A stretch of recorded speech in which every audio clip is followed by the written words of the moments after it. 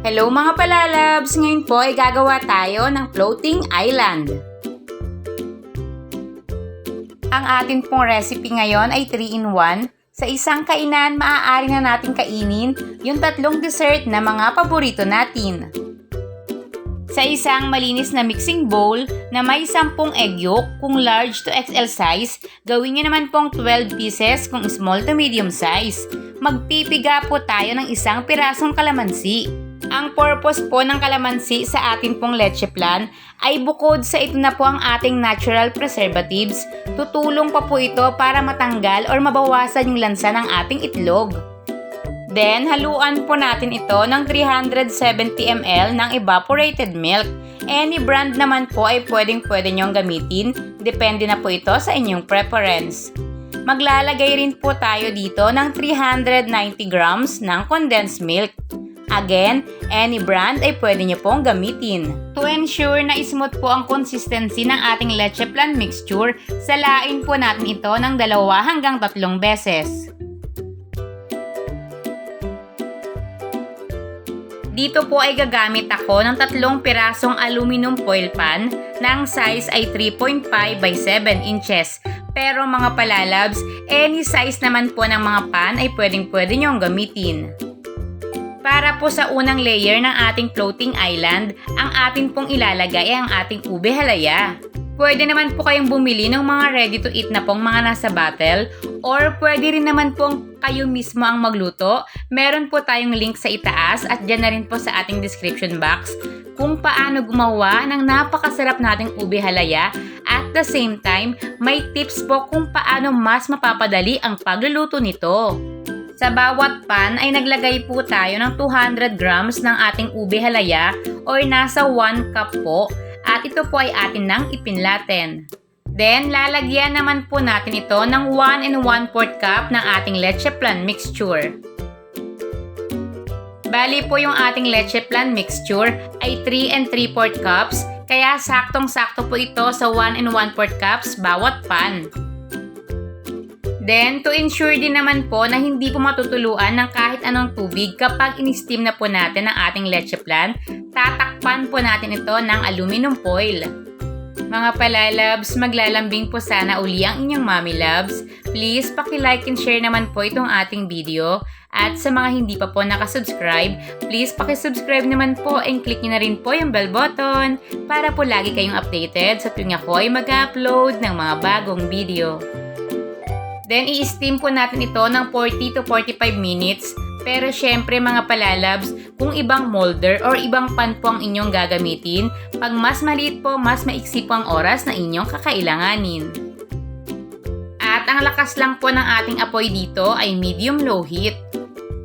After 45 minutes, ay luto na po ang ating flan. Then, palamigin po muna natin ito. Kapag tuluyan na pong lumamig ang ating flan, gagawin na po natin ang ating Mercedes o ang ating Murang. Sa ating 10 itlog, nagamit na po natin yung ating 10 egg yolk sa ating leche flan. Ngayon naman po ang gagamitin natin ay yung egg whites na nanggaling po sa 10 itlog. Beat lang po natin ito ng medium speed. Then kapag ito po ay nagbubbly na, magdagdag po tayo ng 1/2 teaspoon ng cream of tartar. Kung sakaling wala pong available na cream of tartar sa inyong kusina, pwede niyo po itong i-substitute ng 1 teaspoon ng vinegar. Ang cream of tartar po or vinegar na ilalagay natin sa ating murang ay tutulong para mas mag-stabilize ito. Then kapag ito po ay foamy na, ilalagay naman po natin ng paunti-unti ang ating 3/4 cup ng white sugar. Sa puntong ito mga palalabs ay naka-high speed na po ang ating ginagamit na mixer. Ang kailangan po natin dito sa ating murang ay steep peak. Minsan po mga palalabs, medyo matagal bago natin ma-reach yung steep peak. Depende po kasi ito sa itlog na ating gamit. At tingnan nyo po ito mga palalabs, kapag steep peak na po at nakikita nyo na po na nag-form na po ito ng patusok, meaning na-reach na po natin ang steep peak.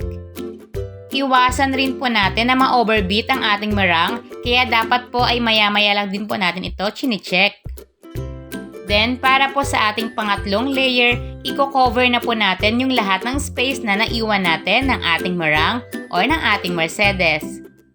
Kapag narinig nyo po yung floating island, mukha lang po itong komplikado mga palalabs, pero katulad po ng nakikita nyo, kayang-kaya nyo rin po itong gawin. Para lang po sa dagdag na disenyo, gagamit po tayo dito ng tinidor at tingnan nyo po yung aking gagawin. Magaan ko lang pong padadaanin ang ating tinidor sa pinakaibabaw ng ating floating island o sa ating murang. Huwag po natin itong masyadong diinan ha. Ang gagawin lang naman po natin ay maglagay ng disenyo sa pinakaibabaw. Kapag diniinan po natin ng husto yung ating tinidor, lulubog na po ito at baka maabot na po natin yung ating leche flan.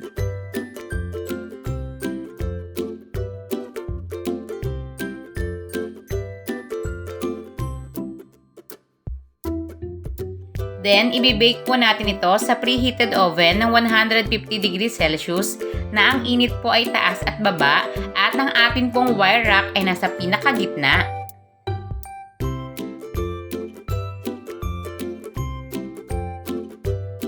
Ibibake po natin ito ng 20 to 25 minutes or hanggang sa makita nyo po na mag-brown na po yung pinakaibabaw ng ating floating island. Pakaiwasan po natin na buksan yung ating oven nang sa ganon hindi po mag-shrink yung ating floating island. After 20 minutes ay na-achieve ko na po yung gusto kong kulay para po sa ating meringue. Naka-off na po yung oven. Pero mga palalabs, huwag po muna natin itong hanguin. Hayaan po muna natin ito ng 10 minutes sa loob ng ating oven. Nang sa ganon, mas maiwasan po nating mag-shrink ang ating floating island.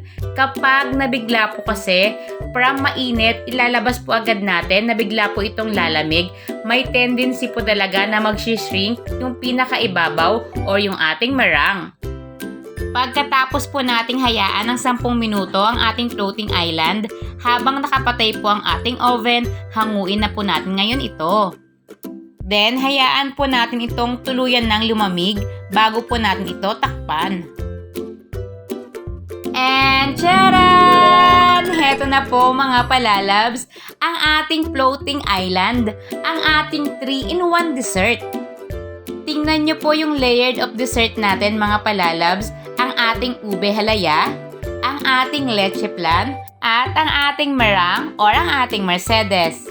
Ang lasa po nito mga palalabs ay may katamtamang tamis dahil ang ating ube halaya po ay hindi ganon katamis, ang atin rin pong leche flan, ganon na rin po ang ating meringue. Kapag natikman po natin yung kunat ng ating ube halaya, yung creaminess ng ating leche flan, at yung soft and fluffy po na ating meringue ay talaga naman pong napakasarap mga palalabs. Napakaganda po nitong gawing pang negosyo dahil bagay na bagay po ito sa kahit na anong okasyon na meron sa atin. Ngayon naman po ay pag-usapan na natin ang lahat ng ating ginastos, kung ilan po ang ating nagawa, magkano po natin ito pwedeng ibenta, at syempre kung magkano po ang ating posibleng kitain kapag ito po ay isasama natin sa ating food business. Come on, let's go, you can feel my home through the recipes of my very own. May it be for your business and family. Cooking with easy, mix and cook. Come on, let's go, you can feel my home through the recipes of my very own. May it be for your business and family. Cooking with easy,